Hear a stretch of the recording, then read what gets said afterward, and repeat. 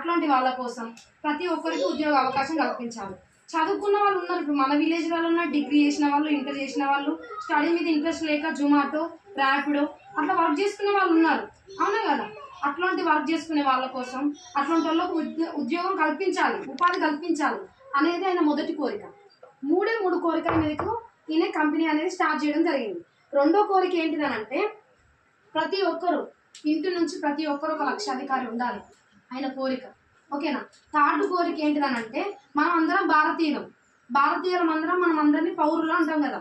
భారతదేశానికి మనం tax pay చేసి మన దేశాన్ని కూడా ఫైనాన్షియల్గా డెవలప్ చేసుకోవాలి అనే ఈ 3 కోరికలతోని sir Srikar oil chit funds పెట్టిండు.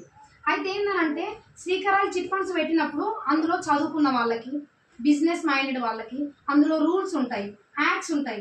ప్రతి ఒక్క పాయింట్ టు పాయింట్ అనేది కొంచెం అవగాహన లేని వాళ్ళకి అర్థం కాదు. Business minded